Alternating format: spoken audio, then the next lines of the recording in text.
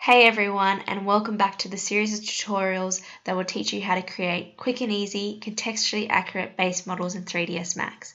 My name is Amy, and this tutorial will teach you how to import the polished figure ground DWG that we did in our last tutorial into 3ds Max, and then extrude the polylines of this figure ground to create building masses.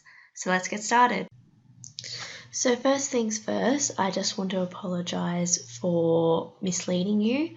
When importing the DXF into Rhino, I suggest you import it with the units millimeters and the layout units millimeters, as for some reason, due to the fact that the contours are unitless, it will automatically put the contours DXF to millimeters, and therefore when you try and create the same UCS for the figure ground as you did for the contours, it won't work. So we need to make sure that the UCS for the figure ground is the same as for the contours. So I've also just opened up the contours, and I'm actually going to change this UCS back to the global one in order for me to be able to copy over that rectangle and then set the UCS in the figure ground to the same as the one in the contours DXF. Select UCS and then W for world, and that will put it back to the world UCS, and then we're going to copy base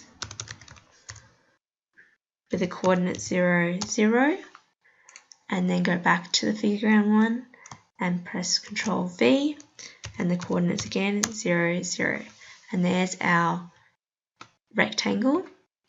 Then we're going to set the UCS in this one, so UCS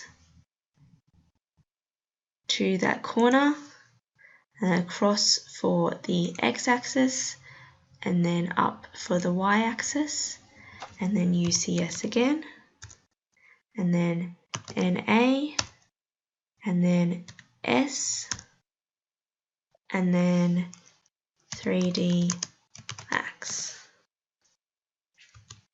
And there we go. Let's move that X and Y axis up to our new UCS. So then we're just going to save this figure ground.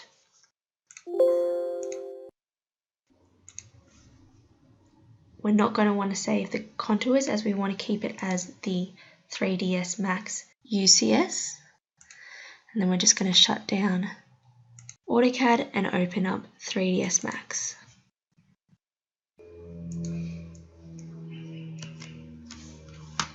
And then we're going to open up the terrain file that we saved earlier.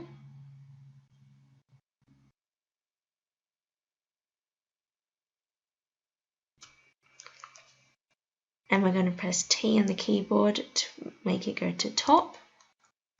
And then press Ctrl All, and then down here to zoom to our terrain.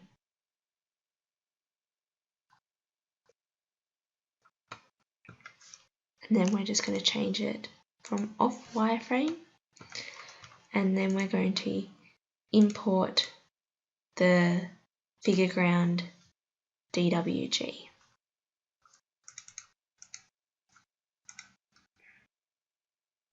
And we're going to rescale it to meters to match the contours.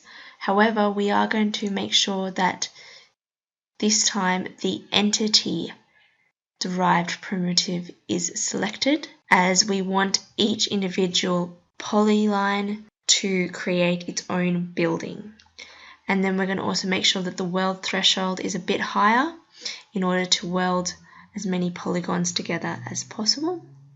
And then everything else should be the same. We're just going to press OK to open and import that DWG.